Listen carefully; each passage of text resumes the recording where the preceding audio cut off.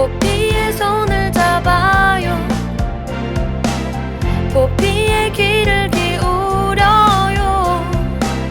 마음을 열고 포피와 친구 되면 당신의 눈이 되어 세상을 보여드려요.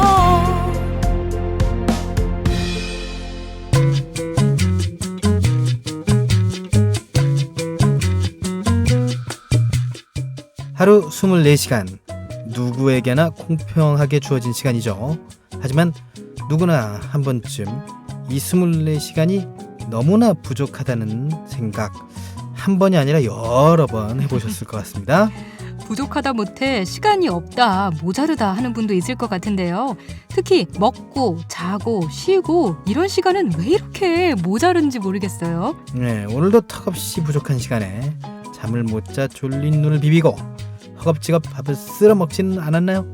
그런 와중에 지금 저희에게 시간을 나눠주시는 여러분, 정말 감사하다는 말씀을 전하고 싶습니다. 네, 감사한 마음을 가득 담아서 12월 20일 월요일 내 손을 잡아요. 출발합니다.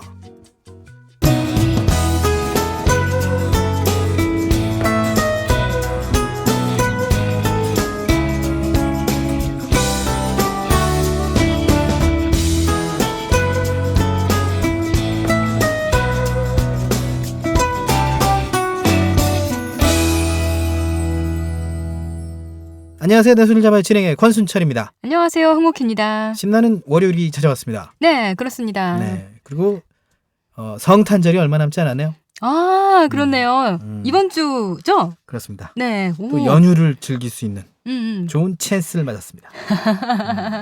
또 이번에 크리스마스가 금요일인가? 토요일인가? 금요일이죠? 아, 그러니까요. 목요일 이브고요. 훨씬 계획 세우고 계신 분들 많을 것 같은데요? 계획 세우셨습니까? 저는 아직은 딱히 없지만 뭔가를 하고 있겠죠, 아마?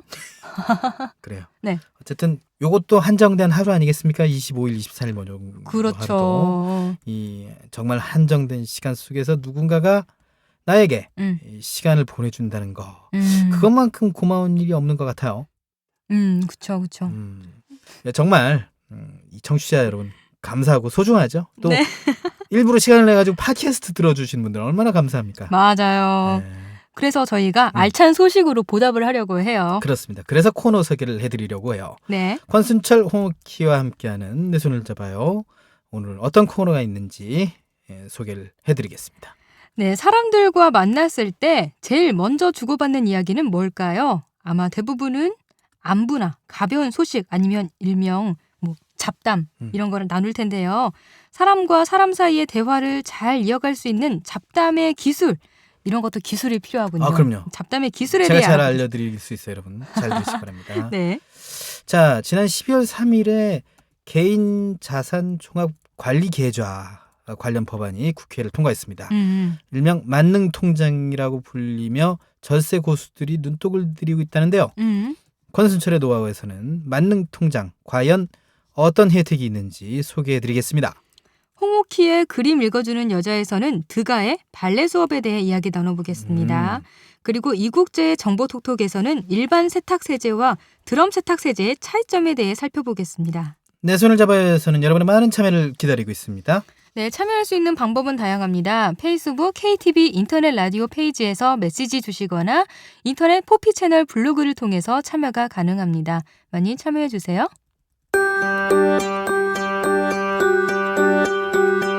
핀테크는 이미 시작되었습니다. 결제, 송금, 은행 업무 등 우리는 예전보다 간편하고 빠르게 사용하고 있습니다.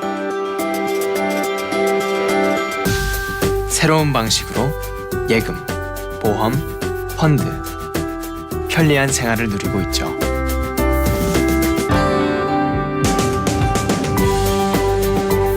핀테크, 이제 생활입니다. 금융개혁은 이미 시작되었습니다.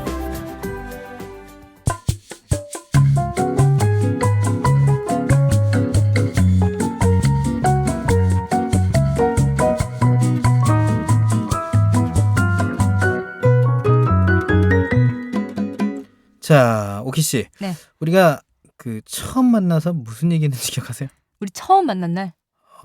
저도 기억이 잘 안 나네. 우리 처음 만난 게 작년 1월? 네.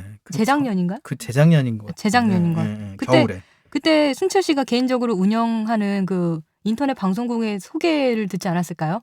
개인적으로까지는 아니죠. 시각장애인 인터넷 방송인데. 아, 그쵸. 그 순철 씨의 사적 방송이 아니죠? 네, 사적으로 이용하지 않습니다. 그 방송. 제가 큰일 말실수를 할 뻔했네. 오늘 왜 이럽니까? 고마움도 못 느끼고. 아, 참. 뭐 여튼. 아무튼 우리가 그날 스파게티 먹은 거 이것까지 기억이 나요. 그렇군요. 음. 차 마시면서 자세한 설명을 드리고. 네. 나는 자신이 있습니다. 여러분들에게 좋은 콘텐츠를 만들 자신이 있습니다. 맞아요. 그래서 콘텐츠도 만들어 봤었죠. 그죠? 아주 당당한 젊은이였죠. 그렇습니다. 지금도 젊어요. 네. 네. 젊게 보이지 않습니까? 누구도 35살로 보지는 않습니다. 예. 네, 그럼 몇 이제 살로 배만 봐요? 보면 35이 넘지만 얼굴을 보면 네. 30살로 느껴질 거예요. 34살 아니고요. 그렇습니다. 자, 소위 말이죠. 네. 저는 우리가 그것도 사실 잡담이라 볼 수 있어요. 사람들이 말하는 잡담 그런 것들을 나눈 것 같은데 솔직히 매일 보는 사람이건 처음 보는 사람이건 처음에 어떤 이야기를 나눠야 할지 참 고민이 될 때가 있죠. 그렇죠. 특히 매일 보는 직장 동료나 친구는 얼굴을 볼 때마다 날씨 어떠냐, 밥은 먹었냐, 뭐 먹었냐 이런 얘기 매번 하게 되는데 매번 할 때마다 좀 그렇고 또 처음 만난 사람은 처음 만나는 대로 또 무슨 말을 해야 될지 되게 좀 그래요. 그렇다고 말없이 멀뚱멀뚱 얼굴만 보고 있는 건 더 어색하겠죠, 혹시? 이 분위기 어떻게 해요? 네. 그렇습니다. 보통 사람이 만나면 인사 후 잡담, 그 본론 뭐 이렇게 순위로 들어가죠. 네. 본론은 차라리 이야기가 술술 나오는데 오히려 그 전에 잡담에서 무슨 말을 해야 될지 참 난감할 때가 있습니다. 네. 뭐 인사는 그냥 인사 평범하게 나누면 되고 본론은 한 번쯤 이렇게 생각하고 왔을 테니까 어떻게 하면 될지 쭉쭉 나가면 되는데 그 잡담은 내 앞에 있는 사람이 누구냐에 따라서 달라져야 되잖아요. 이런 불확실함이 사람들에게 좀 진땀을 빼게 하는 건 아닐까 싶어요. 네, 거기에 초반 잡담이 어색하면 말이죠. 네. 본론도 어색하게 되는 맞아요. 그런 경우가 있습니다. 네. 반대로 잡담만 잘해도 본론에서 이미 반은 먹고 들어가는 경우가 있죠. 아, 이거 진짜 있어요. 이제 제가 행사 사회를 뭐 흔치는 않지만 보게 되면 네. 초반 분위기가 좋으면 나중에 엉망진창을 해도 그냥 다 분위기가 좋아. 넘어가게 돼. 네. 초반 분위기만 잡으면 정말 맞아요. 그러니까 초반 분위기가 중요하다는 얘기가 거기서 나오는 것 같아요. 그래서 사람들이 그렇게 화술을 가진 사람을 좀 부러워하는 것 같아요. 그래서 그렇습니다. 저도 뭐 잡담 잘하는 사람, 되게 분위기 잘 띄우는 사람 되게 부럽거든요. 저가 되게 부럽죠. 제가. 아, 예. 예. 아, 오늘 왜 이러지? 아, 부러워요. 왜요? 왜? 부러워요. 부럽죠? 네. 부러워요. 알겠습니다. 너무 부러운 것처럼 느껴지죠? 네. 오늘은 그래서 이렇게 권순철 씨처럼 이게 11걸지? 네. 잡담을 잘하는 방법에 대해서 이야기해 보려고 해요. 그러면 순철 씨는 처음 만나는 사람에게 어떤 말을 주로 건네는 편이죠? 어떤 말을 처음 꺼내냐면 전 제 자랑을 합니다. 네, 제가 뭘 하고 있고 이미 이제 준비된 멘트를 좀 던지고 쉼 없이 막힘없이 해야지 초반 분위기를 잡을 수 있거든요. 그쵸.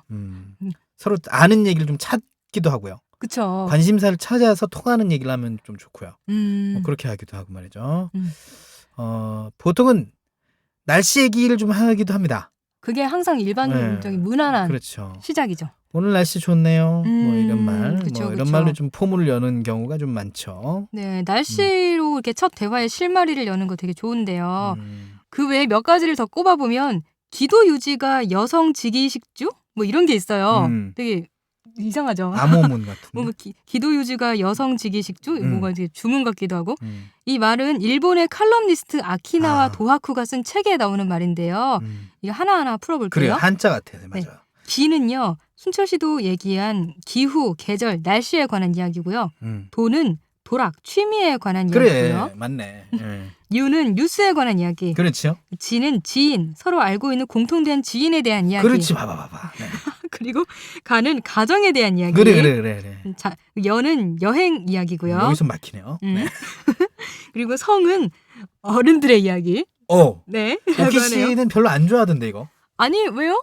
안 좋아하지 않습니까? 아니요, 저 은근히 알았습니다. 좋아해요. 실컷 하도록 하겠습니다. 네.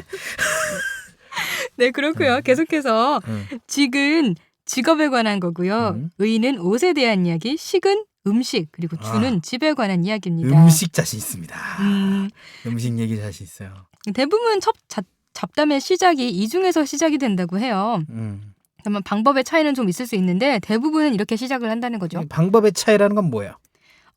예를 들어 아까 순철 씨가 오늘 날씨 좋네요. 뭐 이렇게 음. 말을 한다고 하면 보통 상대방이 어떻게 대답을 할까요? 보통 음. 이렇게 얘기하지 않습니까? 그러게요. 그러게. 날씨 참 좋네요. 그죠. 그러게라고 나오겠죠. 아. 아니면 좀 더 길면 말이죠. 음. 비 오고 많이 추웠는데 오늘은 간만에 날씨가 좋아 기분이 참 좋네요. 뭐 이 정도. 네. 맞아요. 그 정도. 음. 그러면 뭐라고 이야기를 이어갈 수 있을까요? 그러면 말이죠. 그러네요. 네. 침묵이 이어지겠죠? 네, 점점점점이 이어지는 네, 거겠죠. 방송사고 아니었습니다. 일부러 네. 제가 해봤습니다. 네. 사람들이 좀 대부분 그런 것 같아요. 한마디 어렵게 날씨로 툭 던졌는데 이어지지가 않으면 더 어색하잖아요. 그렇죠. 다시 한마디 어렵게 또 던졌는데 상대방이 한마디 대답하고 또 끊기고 그러면 또 어색하고 이런 경우가 많죠. 이때는 질문을 조금 바꿔보면 돼요. 어떻게 바꿉니까? 좀 더 구체적으로 질문을 하는 거죠. 예를 들어서 막연하게 날씨가 좋다, 해가 길어졌다 이렇게 이야기를 하는 게 아니라 오늘 날씨 좋죠? 아침에 라디오에서 예보를 들었는데 낮에는 따뜻하지만 밤에는 몇 도까지 떨어져서 많이 춥다고 해요. 옷은 좀 이렇게 든든하게 입고 오셨어요? 이렇게 이야기를 던지면 좀 더 상대방도 네, 그래서 이렇게 입고 왔어요 라고 하면서 좀 더 길게 대화가 이루어질 수가 있는 거죠. 평소에 오키 씨 같진 않네요. 오키 씨는 말이 짧거든요. 이렇게 정성 들여서 길게 말해주진 않죠. 그렇습니다. 하지만 앞으로는 이렇게 하는 게 좋은 잡담의 기술 하나 배워갈게요. 그래요. 만약에 상대방이 네 하고 대답을 해도 어떻게 입고 오셨나요? 뭐 이렇게 되물어볼 수도 있고. 낮과 밤, 뭐 음. 기온 차가 많이 날 때는 뭐 옷을 어떻게 입어야 될지 뭐 고민이에요. 뭐 이런 얘기들 이렇게 대화를 이어나갈 수 있다는 얘기죠. 그렇죠. 옷 얘기는 여자들이 대부분 관심 있는 분야니까. 그렇습니다. 네. 네. 특히 여자분들에게 좋을 것 같고. 다음은 뭐가 있죠? 사실 이 첫 만남에서는 이렇게 평범하게 이제 시작한다고 해도 네. 그 다음 만남에서도 또 다음 만남에서도 뭐 계속 이런 날씨 얘기, 옷 얘기, 뭐 오늘 뉴스 이런 것만 좀 되풀이할 수가 없잖아요. 그렇죠. 계속되는 만남이라면 상대방에 대해 알아두면 대화를 시작하는데 좋지 않을까 이런 생각이 듭니다. 네네. 그 잡담을 잘하는 사람들 대부분이요. 상대방에 대해서 미리 정보를 수집하고 그 속에서 자기와 공통된 점을 찾는다고 해요.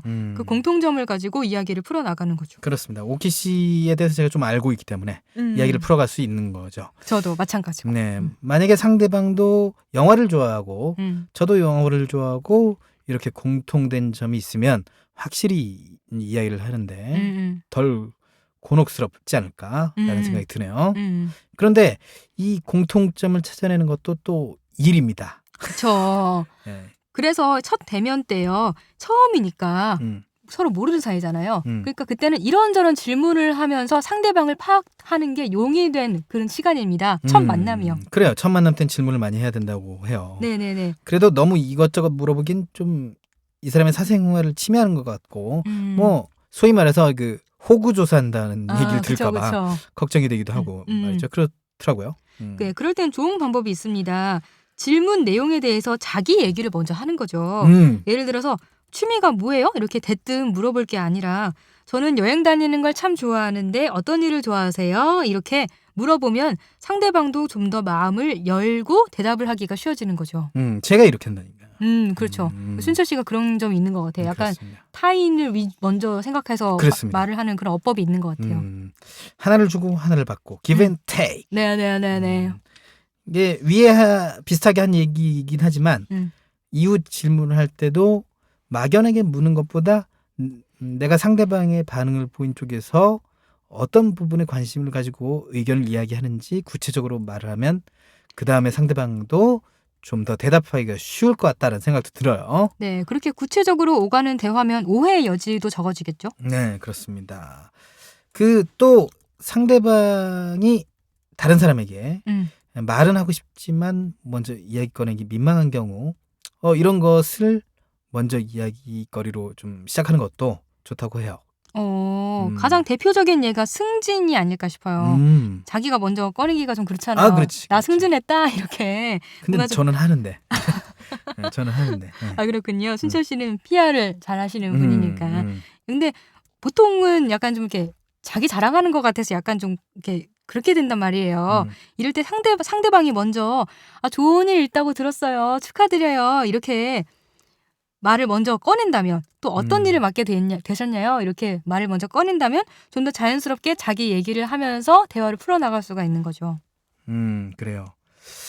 자, 그런 말이면 어렵게 시작한 대화 이어나가는 것도 중요할 것 같습니다. 이때 가장 효과적인 방법이 OW 1H. W 5개, H 1개 뭐 이런 의미인 것 같아요. 뭐죠? 이게 네. when 어. 언제죠? when이 네. who 누가 어. what 무엇을 어.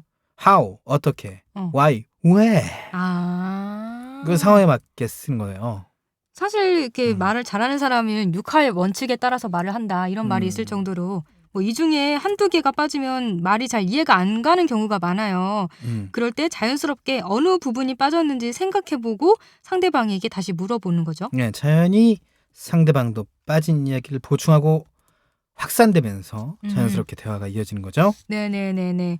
그리고 상대방의 말을 잘 듣는 것만으로도 대화를 이어가는데 사실 어려움이 없다고 합니다. 다음 대화에 대한 힌트가 상대방의 말 속에 있는 경우가 많다는데요. 예를 한번 들어보겠습니다. 네. 오키 씨, 오늘 날씨가 너무 춥네요. 그러게요. 주말에도 그럴까요? 주말에는 괜찮지 않을까요? 그러겠죠. 안 추웠으면 좋겠네요. 이렇게 된단 말이에요. 네, 보통 이렇게 되는 경우가 보통 많은데. 이런 경우가 많은데 네.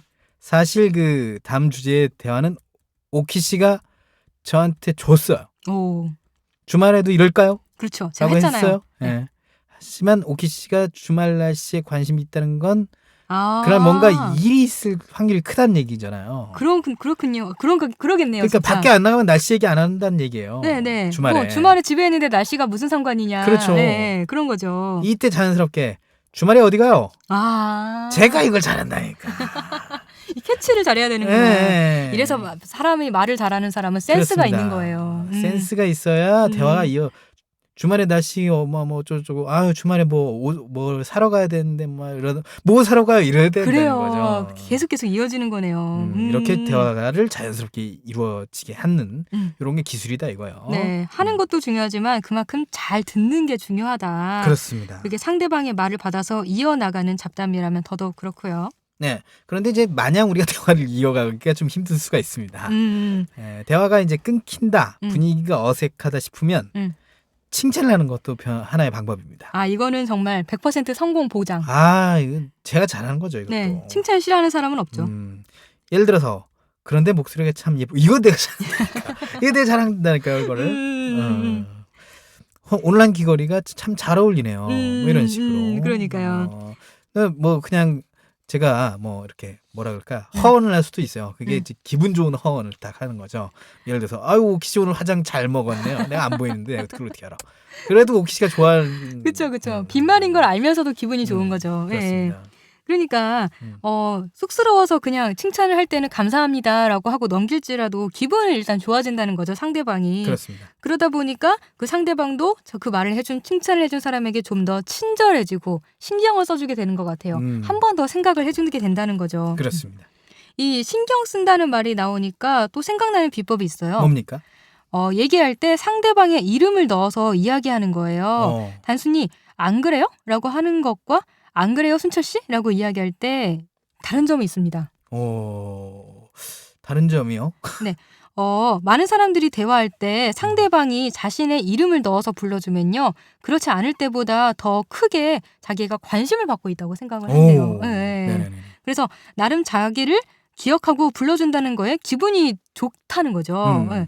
지나치면 모자라지만 이렇게 가끔씩 이렇게 이름을 불러주면 이렇게 상대방의 마음을 열 수 있는 그런 열쇠가 된다는 거예요. 네. 지금 우리가 애를 써가지고 이런 방법 저런 방법 다 끌어모아봤는데 그래가지고 이야기를 이어나간다고 해도 공백이 생기는 경우가 있습니다. 진짜 이렇게까지 했는데도 공백이 또 생겨요.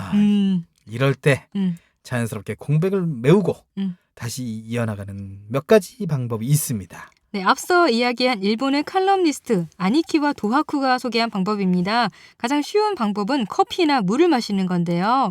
눈앞에 있는 커피나 차를 마시는 게 자연스러우면서도 분위기를 해치지도 않고 짧은 시간 동안 다음 화제를 찾아낼 시간도 벌 수가 있습니다. 네, 그러나 음? 만약 이럴 때 커피잔이 비어 있으면 한 잔 더 마셔도 될까요? 뭐 이런 대화 이런 것도 좋을 것 같습니다. 네, 반대로 상대방의 잔이 비어 있으면 한 잔 더 주문할까요? 커피나 녹차? 어느 게 좋으세요? 이라고 물을 수도 있죠. 오, 좋네요. 그런 식으로 하면 상대방의 취향도 알 수 있고 시간도 벌 수 있어서 일석이조가 되는 거예요. 아, 이거 진짜 썸 타는 연인과 이렇게 할 때도 좋겠다. 그러게요. 좋은데? 내 잔이 비은 걸 알고 이렇게 먼저 물어봐 주는 거예요, 진짜. 좋네. 좋을 것 같아요. 점수 딸 수 있을 것 같아요. 자, 둘만의 자리가 아니라면 새로운 멤버를 부르는 것도 방법입니다. 맞아요. 둘이 있는 것보다 셋이, 셋보다는 넷이 낫죠. 새로운 멤버를 추가한 만큼 이야기가 또 활발하게 될 수도 있고요. 맞아요. 또 책을 한 권쯤을 꼭 가지고 다니는 것도 좋다고 합니다. 책? 책이요? 이건 무슨 의도죠? 용도죠, 이게? 다음 화제로 넘어가려고 해도 적당한 게 없으면 요즘 이 책을 보고 있는데 어떻더라고요. 만나는 사람들마다 한번 보라고 추천하고 있어요. 하면서 책에 대한 이야기를 이어나갈 수 있겠죠? 그 사람들이 책에 관심이 없으면 약간 좀 역효과가 근데 날 수는 있겠지만. 책을 안 보는 사람이라 할지도 어떤 이야기인데 하고 궁금증이 생기기도 해요. 그렇군요. 그럴 수 있죠. 뭐 굉장히 딱딱한 뭐 경제 서적이라든가 이런 거 네네. 아니라면 재테크 해보실래요? 이런 식으로. 근데 그건 통할 것 같다. 재테크는. 네. 그래, 재테크 책 이런 식으로. 음. 반대로 상대방이 다른 책을 가지고 있다면 그거는 당신이 가지고 있는 책은 무슨 책이에요? 라고 물어보면서 어색함을 넘길 수도 있겠고요. 이도저도 방법이 없으면 가장 좋은 방법은 이게 아닐까 싶습니다. 뭔데요? 잠깐 실례해도 될까요? 하고 화장실에 가는 거예요. 자리를 일단 피하는 거죠. 그래서 폰을 살짝 챙겨서 간 다음에요. 다음 화제거리를 인터넷을 막 뒤져가지고 검색해보는 거예요. 그건 별로 바람직한 방법은 아닌데. 그렇게까지 해야 되는 건가요? 근데 이건 최후의 방법이라고 생각하고. 그래요. 이거는 진짜 쇼의 방법. 이게 너무 진짜 갑자기 화장실 갔다 왔는데 그 소식 들으셨어요? 막 이러면서. 그러다가 진짜 너무 오래 자리를 비워서는 안 되는 거거든요. 이게 정도를 벗어날 수 있기 때문에 그렇죠. 예의에 벗어나는 행동은 안 하셨으면 좋겠다는 생각도 드네요. 네네. 그 대화가 어렵다, 당초에 이야기거리가 없다고 하는 사람들은 이 어색한 시간이 빨리 지나가기만을 바라는 경우가 많다고 해요. 따라서 대화를 즐긴다거나 상대방에 대한 호기심을 채우겠다는 생각은 감히 엄두도 못 내고 있는 거죠. 조금은 편한 마음으로 상대방에 대한 관심을 드러낸다면 누구나 잡담의 달인이 될 수 있다고 생각합니다.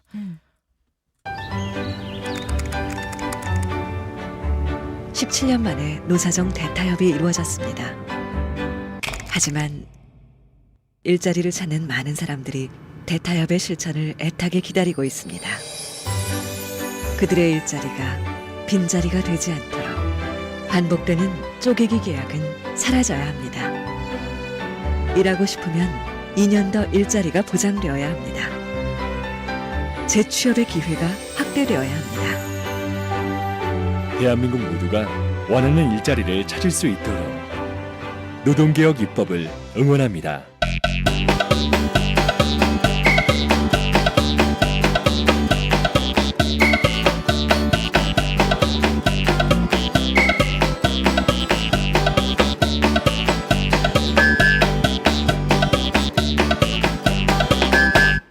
여러분은 지금 KTV4B 채널 내 손을 잡아요를 듣고 계십니다. 네, 이번 시간은 권순철의 노하우입니다. 아, 어떤 거죠? 자, 오늘도 한 주의 시작을 네. 저의 노하우와 함께 네네. 이런 거를 가장 기대되는 시간이에요. 그렇습니다. 오늘은 뭐가 나올까 뿅 하고 나왔습니다. 네. 얼마 전 국회에서 말이죠. ISA 일명 만능 통장에 대한 법안이 통과가 됐습니다. 만능이라는 말이 붙을 만큼 얼마나 대단한 혜택을 가진 통장인지 사람들의 관심이 모아주고 있는데요. 권순철의 노하우에서 자세히 알아보겠습니다. 저도 처음에는 뭐 만능 통장 이러니까 모든 게 다 가능한 혜택도 어마어마한 무적의 통장 이런 이미지가 떠오르는데요. 네, 이 언론에서 말이죠. 좋다, 재테크로 최고다 이러는데 정작 저도 이 만능 통장이 얼마나 좋은지 감이 안 잡혀가지고 직접 찾아봤습니다. 역시 노하우가 있으실 만하네요. 네, 찾아봤어요. 음. 일단 만능 통장이 뭔지 얘기를 좀 해보겠습니다. 네. 만능 통장 정확하게는 개인 종합 자산 관리 계좌로 불리우고 있고요. 영어 약자로 ISA라고 하는데요. 쉽게 말해서 여러 종류의 금융 상품을 하나로 묶어가지고 관리할 수 있는 통합 계좌입니다. 이미 일본과 영국에서 이 만능 통장을 도입했다고 들었는데요. 네. 국민들에게 긍정적인 반응을 불러왔다고 해요. 네, 영국에서는 1999년 이미 이 만능 통장이 도입이 됐는데요. 국민 통장, 저번에 우리 국민 얘기했잖아요. 네네네. 국민 통장이라고 부를 만큼 가입한 사람들이 많습니다. 2013년 기준 2,268만 명이 가입을 했다고 해요. 가입 가능한 인구의 46%에 이르는 수라고 합니다. 그렇군요. 거의 절반이 가지고 있다는 거네요. 영국은. 네. 이 영국에서 이 통장이 인기를 끈 이유가 뭐죠? 영국 ISA는 한 계좌에 예적금 등을 편입하는 현금형 ISA와 주식 펀드 등을 편입하는 투자형 ISA로 나뉩니다. 가입자는 투자 성향에 따라서 ISA를 택하고요. 연간 납입액 15,240파운드, 우리 돈으로 약 2,700만 원까지 비과세 혜택을 받는다고 합니다. 때문에 ISA는 절세에 유리한 포장지로 홍보되기도 한다고 하네요. 속을 어떤 상품으로 구성하든 ISA라는 포장지로 감싸면 누구라도 세금을 피할 수 있다는 의미죠. 우리나라나 영국이나 세금을 다 피하려고 하네요. 그러게요. 세금은 뭐 만인의 적. 만인의 적이라고 얘기하지 마세요. 여기 KTV예요. 그러네요. 네네네. 옆 나라 일본에서도 만능 통장을 도입해서 계좌마다 평균 11.6%의 고수익을 올렸다고 들었어요. 그렇습니다. 일본은 그동안 은행에 돈을 맡기면 이자를 받는 게 아니라 오히려 보관료를 내야 할 정도라는 말이 있었어요. 쥐꼬리만한 이자에 이자 소득세까지 떼가니까 남는 게 없다 해도 과언이 아니었어요. 네. 이 우리나라 만능 통장과 같은 NISA, 일본 소액 투자 비과세 제도라고 있습니다. 되게 어렵습니다. 다시 일본 소액 투자 비과세 제도가 도입되면서 제로금리에서 벗어났다고 합니다. 이제. 일본은 그동안 많은 돈이 은행에 예금, 현금으로 묶여있고 주식처럼 공격적으로 투자한 돈 5%에 불과했는데 이렇게 활력이 떨어진 가계 자산 구조가 일본 정부에게는 굉장히 고민거리였대요. 네, 그러나 NISA가 나오면서 달라지고 있는데요. 가입자 중에는 이제까지 투자를 한 번도 한 적이 없는 초심자가 전체의 19.8%가 된다고 합니다. 그 초심자들의 마음을 돌린 이 NISA의 비결이 뭐죠? 결국 세금이죠, 세금. 네. 이 계좌에선 일본도 세금. 그렇습니다. 이 계좌에서는 얼마나 벌든 세금 한 푼 내지 않아도 된다, 이런 얘기죠. 그러면 우리나라에서도 이 만능 통장의 가장 큰 장점이 세금인가요? 그렇습니다. 가장 큰 장점 역시 절세 혜택입니다. ISA의 연간 납입 한도는 연 2천만 원으로 5년간 최대 1억 원까지 운영을 할 수가 있습니다. 네. 5년 만기 인출 시 순수액 200만 원까지는 비과세, 200만 원 초과 수익은 지방세를 포함해서 9.9%의 분리과세 세율이 적용이 되는 거죠. 소득이 연 5천만 원 이하인 경우에는 비과세 한도가 250만 원이므로 만약에 ISA에 가입하지 않는 상태라면 이자 발생액 전체의 15.4%의 소득세를 물어야 하는데요. 예를 들어보겠습니다. 쉽게. 예를 들어서 연소득 5천만 원 이하의 가입자가 연간 2천만 원씩 5년간 납입해서 원금 1억 원이고요. 네. 연평균 4% 수익이 났다면 만기 때 누적 수익은 1,200만 원이겠죠? 그래서 184만 8천 원을 내야 하는데요. 이거 너무 아깝다요. 아깝다요. ISA는 비과세 한도 250만 원을 초과하는 950만 원에 대한 세금으로 9.9%에 해당하는 94만 원만 내면 됩니다. 와, 엄청 줄었어요. 대박. 아. 와. 연소득 5천만 원이 넘는 사람도 한도 200만 원을 초과하는 1,000만 원에 대한 세금으로 99만 원만 내면 되는 거군요. 예. 이런 비과세 혜택을 받기 위해서 뭐 따로 조건이 있나요? 조건이 있는데 좀 까다로울 수도 있습니다.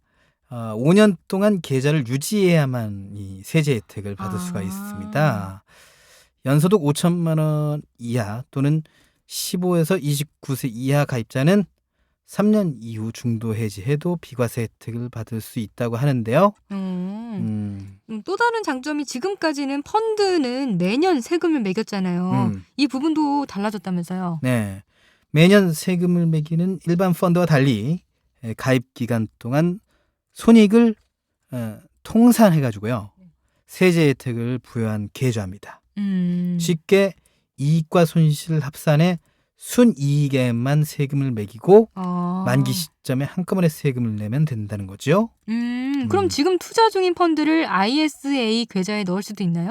아쉽지만 그건 안 됩니다. ISA 투자는 신규 투자가 원칙이에요. 현재 보유 중인 펀드를 ISA로 투자하고 싶다면 해지 후 재투자하는 방법밖에 없습니다. 혜택이 상당한 만큼 많은 사람들이 가입하고 싶어 할 것 같은데요. 자격은 어떻게 되죠? ISA는 소득 수준에 상관없이 근로소득이나 사업소득이 있는 사람이면 누구나 가입할 수가 있습니다. 농업민도 가입이 가능하고요. 가입할 때 어떤 금융상품을 담아야 할지 고민일 것 같은데요. 네, 금융사들이 내년 초 상품 출시를 위한 준비에 한창인 가운데 가입자들도 절세 효과를 극대화할 수 있는 ISA 운영법에 관심이 쏠리고 있는데요. 네. 우선 어떤 상품을 넣을 수 있는지 정확하게 알아야겠죠? 네. ISA에 넣을 수 있는 상품 유형은 예적금, 펀드, 그리고 파생결합증권입니다. 개별 주식이나 채권 투자는 직접 안 되고요. 국내 주식형 펀드는 이미 비과세 대상이고 해외 주식형 펀드도 내년 3천만 원 한도의 비과세 투자 전용 펀드가 출시되는 만큼 ISA에 넣을 필요가 없습니다. 전문가들은 자신의 투자 성향부터 분명히 하라고 조언을 하고 있습니다. 안정적 수익을 추구한다면 예적금, 머니 마켓 펀드, MMF라고 이제 부르고 있습니다. 그리고 환매 조건부 채권 같이 원금 손실 우려가 없는 적은 상품에 투자하는 게 좋고요. 네네. 그리고 보다 공격적으로 투자하려면 고위험 펀드 및 파생 결합 증권 편입 비중을 늘리는 것도 고려를 할 수가 있겠네요. 아직 출시까지는 시간이 좀 남아 있으니까 그 사이에 자기의 투자 성향을 좀 고려해서 천천히 생각을 해봐야겠고요. 만약에 ISA 가입 도중에 연봉이 올라서 연소득 5천만 원 이상이 되면 어떻게 되는 거예요? 그건 관계가 없어요. 그렇군요. 네, ISA 혜택의 기준은 모두 가입 직전 연도 소득 또는 금융 종합소득과세 대상자 여부입니다. 가입 직전만. 가입 직전에만 이제 조건을 맞추면 되는 거죠. 우리나라도 금리가 지금 많이 떨어졌잖아요. 네. 지금은 적금을 들어도 크게 수익을 올리지 못하는 경우가 대부분인데요. 이 때문에 계속 적금을 들어야 하나 말아야 하나, 좀 위험하더라도 펀드나 주식에 투자를 해야 되나, 이런 고민이 있던 분들 많았을 것 같아요. 네. 이런 분들에게 ISA가 해법이 됐으면 좋겠네요. 오늘 말씀 고맙습니다. 오늘 경제라 좀 힘들었습니다. 네. 내일은 쉬운 걸로 가져오도록 하겠습니다. 네. 권순철의 노하우에서는 말이죠. 여러분의 참여를 기다리고 있습니다. 알고 있는 정보가 있거나 궁금한 정보가 있으면 언제든지 참여 부탁드리겠습니다. 내 손을 잡아요에서는 여러분의 많은 참여를 기다리고 있습니다.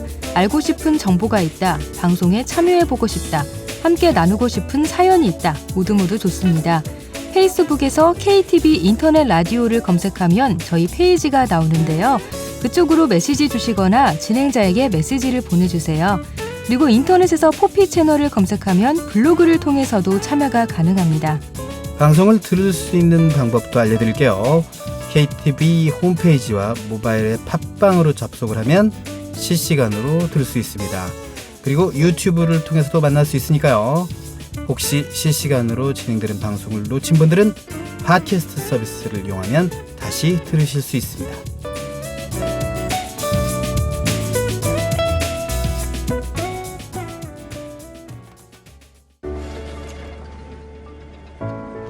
도대체 언제 할 거야? 이제 빨리 하고 보고 드리겠습니다. 아니, 퇴근 언제 할 거냐고? 근로시간이 줄어듭니다. 나 회사 관두게 됐어. 그럼 다음 달 생활비는? 실업급여 받으면서 천천히 찾아보자, 여보. 실업급여가 늘어납니다. 최 씨, 오늘이 마지막 출근이에요. 내일부터 정규직으로 출근해요. 정규직 전환이 쉬워집니다. 노동개혁으로 대한민국이 새 출근합니다.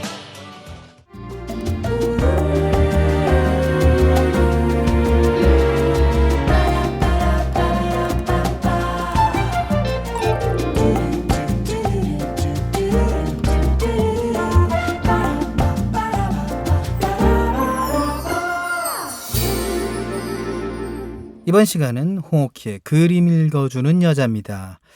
어떤 명화에 대해 이야기 나눠볼까요? 네, 오늘은 드가의 발레 수업에 대해 살펴보려고 해요. 드가. 네, 드가는요, 한 가지 주제를 가지고 수백 점의 작품을 남겼습니다. 프랑스 출신의 화가인데요. 발레에 관한 주제로 그림을 그렸어요. 보통 발레하면 어떤 느낌이 드시죠? 무대 위에서 화려한 조명을 받으면서 아름답게 공연한 모습. 네. 뭐 이런 거? 뭔가 되게 네. 우아하고 아름답고 그런 네. 화려한 공연 모습을 떠올리시잖아요. 네네. 하지만 드가는 모든 사람들의 스포트라이트를 받는 그런 장면보다 무대 뒤에서 힘들게 연습 중이거나 공연을 끝내고 지친 모습을 훨씬 많이 그렸는데요. 발레라는 화려한 안무 뒤에 숨겨진 환멸스러운 현실을 드러내서 발레에 대한 환상을 허물어버린 화가이기도 합니다. 참 이게 어려운 예술 활동을 하시는 분이 옛날에는 참 고생이 많았잖아요. 그렇죠. 그 당시 발레는 10대 초반에 가난한 노동자 집안 아이들이 주로 배웠었어요. 이 가난한 때문에 어쩔 수 없이 시작한 발레인데 혹독한 훈련까지 이어지니까 어린아이들은 상당히 견디기 힘들어했다고 하더군요. 네, 이런 아이들의 그런 표정 그리고 힘들어하는 거를 캔버스에 고스란히 아하. 드가는 담았습니다. 네. 그래서 그림 속의 어린 발레리나들은 훈련과 연습을 견디면서도 지쳐 보이는 기색이 역력해요. 네. 드가의 몇 안 되는 공연 중인 발레리나 그림. 맞죠? 네. 발레리나 그림. 환멸스러운 현실이 담겨 있겠죠. 네, 드가는 아까 말씀드렸듯이 주로 연습하는 장면을 주로 그렸는데요. 공연 중인 장면도 적지만 있긴 있어요. 그런데 이 무대에서 홀로 동무대를 펼치고 있는 스타 무용수라는 작품에서 보면요. 아름다운 무용 동작을 펼치고 있는 발레리나와 무대 옆 커튼에서 반쯤 몸을 가린 채 서 있는 검은 양복을 입은 남자를 볼 수가 있습니다. 이 남자가 발레리나의 후원자, 스폰서로 여겨지거든요. 그렇군요. 네. 그 시절에 부유한 고객들은 공연이 끝나면 발레리나를 따로 만날 수도 있었죠. 네. 이때 종종 잠자리로 이어지기도 했다고 하는군요. 네, 그때 당시에 그랬대요. 그러니까 이 무대 한편에서 기다리고 있는 이런 남자의 존재만으로도 지금은 무대에서 화려하게 공연을 펼치고 있는 여자 무용수가 공연이 끝나면 어떤 일이 벌어질지 가늠할 수 있게 하는 거죠. 이런 식으로 드가는요. 발레의 화려함과 환상 속에서 어두운 일면을 담는 일이 많았습니다. 네. 그림에 나오는 무용수들 얼굴도 하나같이 어둡고 표정을 알아보기 힘들다고 하죠. 네, 드가는요. 발레 자체보다는 발레를 연습하면서 나오는 신체의 움직임에 더 집중한 화가예요.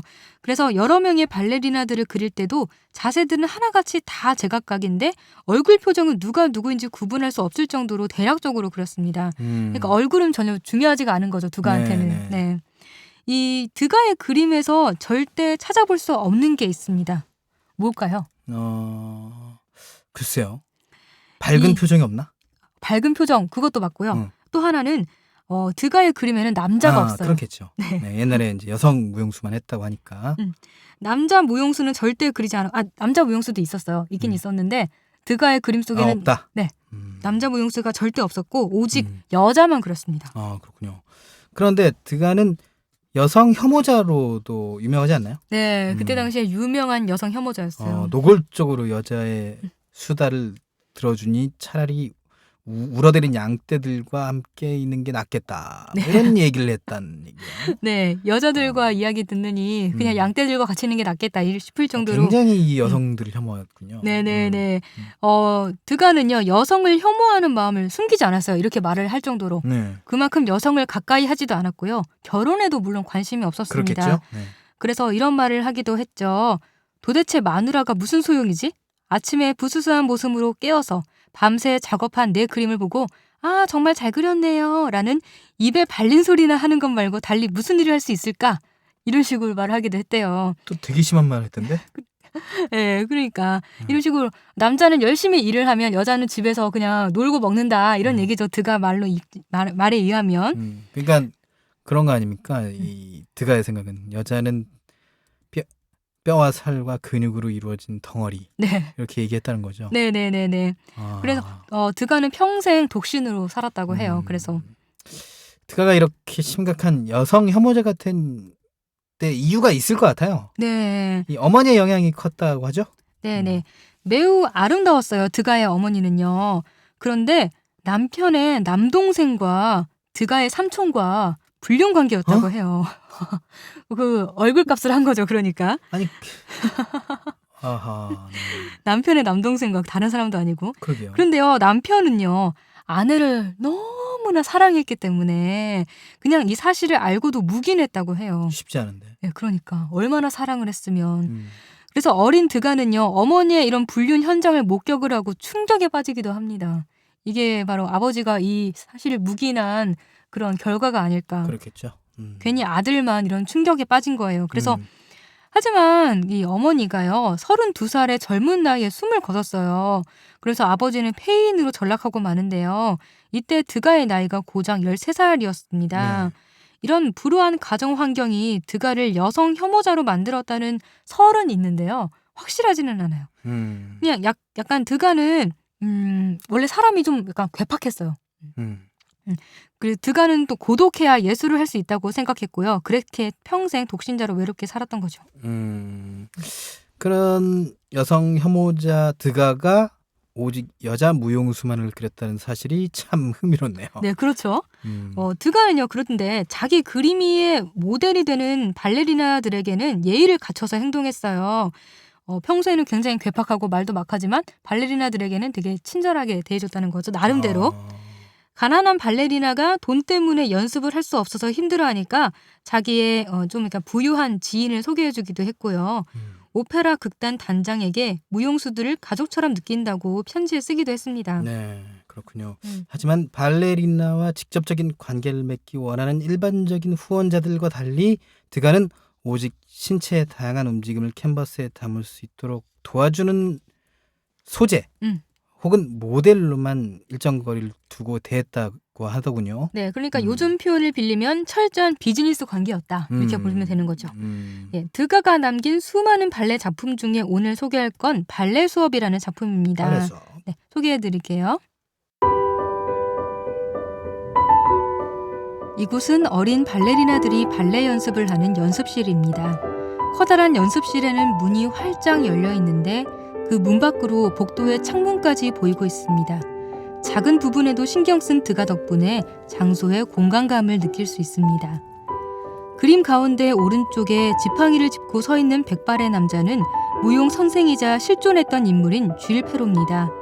쥘 페로를 가운데 두고 수많은 어린 여자 발레리나들이 둥그렇게 모여서 쥘 페로를 바라보고 있습니다. 이런 구도가 쥘 페로의 지팡이 끝을 소실점으로 해서 어린 발레리나들이 둥그렇게 모여있는 사방으로 퍼져 보이게 만듭니다. 때문에 쥘 페로가 이 그림의 중심처럼 보입니다. 당시 유명한 발레 선생이었던 쥘 페로는 엄한 표정으로 휴식 중인 발레리나를 응시하고 있습니다. 어린 발레리나들은 모두 제각각 행동을 취하고 있어 드가의 세심한 관찰력이 돋보입니다.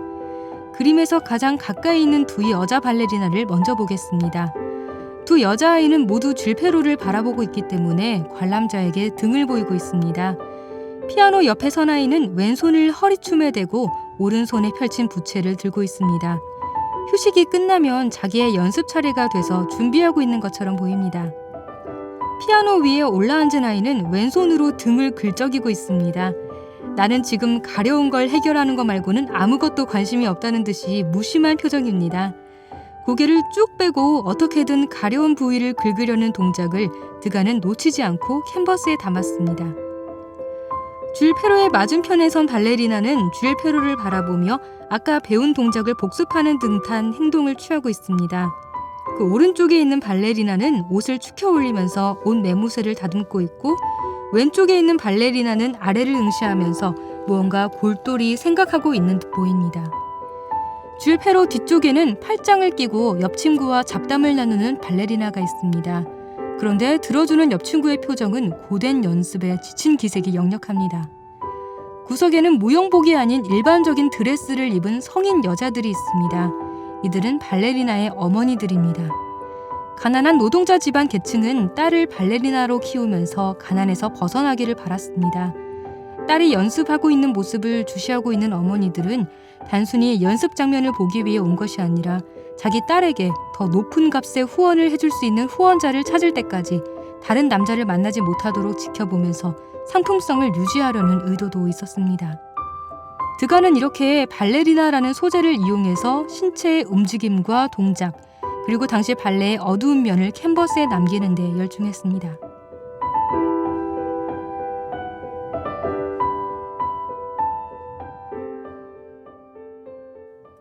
네. 드가는 인상주의 화가로 구분되지만 정작 본인은 인상주의라고 불리는 걸 싫어했고, 사실에 입각해 그림을 그리는 사실주의, 고전주의에 더 가깝다고 생각했죠. 네, 인상주의들은 빛에 따른 장면과 색의 변화, 그리고 그런 움직임을 캔버스에 담는 학파를 말하는데요. 네. 그래서 빛을 좀 더 잘 연구하기 위해서 야외에서 그림을 그리는 경우가 많았어요. 하지만 드가가 야외에서 그림을 그린 거는 손에 꼽을 정도입니다. 거의 실내에서 그림을 주로 그렸는데요. 이것은 드가가 한쪽 눈의 시력을 잃어버렸기 때문이라는 설이 있어요. 30대 젊은 나이에 한쪽 시력을 잃은 드가는요. 눈에 초점이 안 맞아서 굉장히 힘들어하면서도 그림 그리는 일을 말년까지 멈추지 않았습니다. 그래서 이런 집념이 있었기 때문에 명화를 그린 게 아닌가 이런 생각도 드네요. 네네, 그렇죠. 자, 홍옥희의 그림 읽어주는 여자, 오늘은 드가의 발레 수업에 대해 이야기 나눠봤습니다.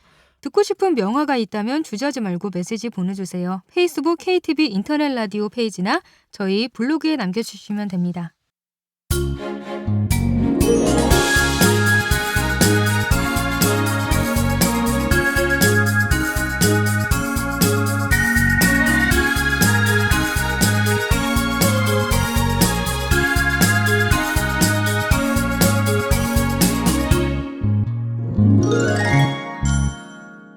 이번 시간은 이국제 정보톡톡입니다. 생활 속 유용한 정보에 대해 소개해드리겠습니다. 오늘은 일반 세탁세제와 드럼 세탁세제의 차이는 이에 대해 알려드리겠습니다.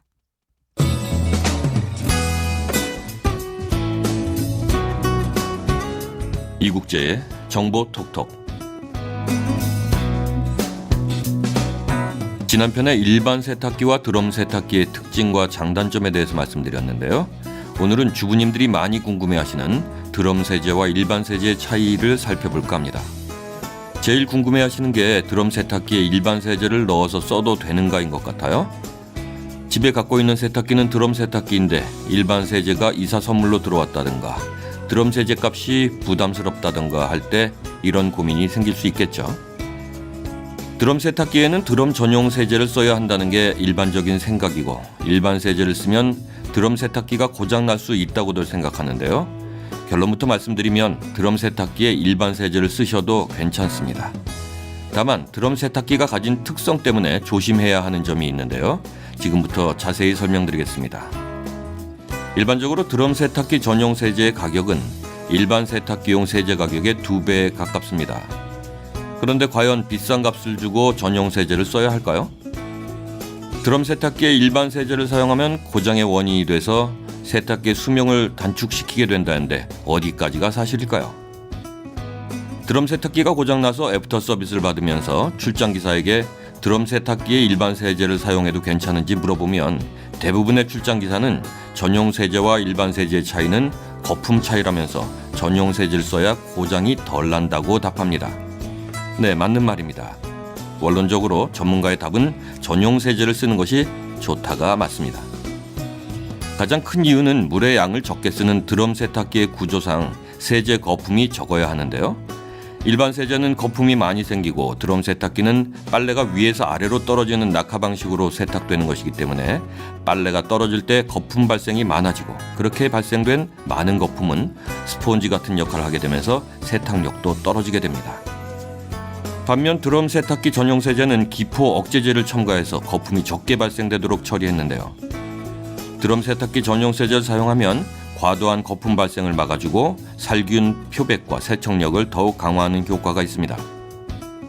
그래서 일반 세제를 드럼 세탁기에 쓸 경우 드럼 세탁기는 많이 발생된 거품을 감지하고 거품을 제거하기 위해 시간과 물을 추가하기 때문에 헹굼 시간이 늘어나면서 전력도 낭비됩니다. 또 일반 세제를 사용할 경우 옷에 세제 찌꺼기가 남을 수도 있고 과도한 거품으로 거품의 압력이 상승돼서 거품이 밖으로 새어나기도 하는데 이런 것들이 세탁기의 고장이나 수명 단축의 원인이 된다고 합니다. 아니 그럼 드럼 세탁기에는 드럼 전용 세제를 쓰는 게 맞잖아요 하실 텐데요. 그런데도 일반 세제를 드럼 세탁기에 써도 된다니 무슨 소리인가 싶으시죠? 자, 들어보세요. 우리나라의 세탁기 보급률은 현재 일반 세탁기가 65%, 드럼 세탁기가 35% 정도인데요. 드럼 세탁기를 선택하려 할 때 가장 꺼려지는 점이 세탁기 가격이 비싸다는 점과 전기요금이 많이 드는 점, 그리고 전용 세제를 쓸 경우 세제 가격의 차이도 무시 못할 겁니다. 그러면 일반 세제를 써도 된다니 일반 세제 값이 드럼 전용 세제의 반값인 건 좋은데 일반 세제를 드럼 세탁기에 쓰면 거품 때문에 빨래 시간이 늘어난다면서요. 그럼 당연히 물도 많이 쓰고 전기도 많이 쓰는데 세제값 아끼는 것보다 전기세 등이 훨씬 많이 들 텐데요 라는 의문이 드시죠? 네, 맞습니다. 그래서 드럼 세탁기에 일반 세제를 쓸 때는 조심할 점이 있다는 거죠. 드럼 세탁기에 일반 세제를 사용해 본 분들 중에서는 오랜 기간 써왔지만 아무 문제가 없더라는 의견이 많은데요. 그러다 보니 드럼 전용 세제만을 쓰라는 건 다 상술이라는 말도 나옵니다. 그렇지만 그걸 상술이라고 치부할 일은 아니고요. 고장도 나지 않도록 하고 세탁 시간이 늘어나서 전기세가 많이 드는 일도 막으면서 일반 세제를 적절하게 쓰는 게 중요하겠죠. 세탁 세제에는 분말 세제와 액체 세제가 있는데요. 거기서 또 분말 일반 세제, 분말 드럼 전용 세제, 액상 일반 세제, 액상 드럼 전용 세제로 구분됩니다. 가루 세제의 세척력이 액상 세제보다 우수하다는 게 일반적인 평이지만 가루 세제는 가루가 녹지 않아서 빨래에 남아있는 경우도 있는 반면에 액체 세제는 이런 일은 방지할 수 있습니다. 또 드럼 세탁기는 물을 적게 사용하는 만큼 액체 세제를 쓰는 게 낫다는 견해도 있는데요. 제가 여러 자료들을 찾아본 결론은 드럼 세탁기에 드럼 전용 세제를 쓸 때는 액체든 분말이든 뭘 써도 아무 관계없고요. 일반 세제를 드럼 세탁기에 쓸 때는 분말 세제를 써도 되긴 하지만 액체 세제를 쓰는 게 조금 더 안전하다는 생각입니다. 자, 이때 꼭 기억해야 할 것이 일반 세제를 넣는 양인데요. 이것만 주의하시면 드럼 세탁기에 일반 세제를 쓰셔도 괜찮은 겁니다. 자, 정리해 드릴게요. 드럼 세탁기에 일반 세제를 쓰실 때는 액체 세제는 전용 세제 용량보다 절반이 조금 안 되게 넣으시고요. 분말 세제라면 3분의 1이 조금 안 되게 넣고 세탁하시기 바랍니다. 이렇게 하시면 거품 때문에 생기는 문제를 막을 수 있으니까요.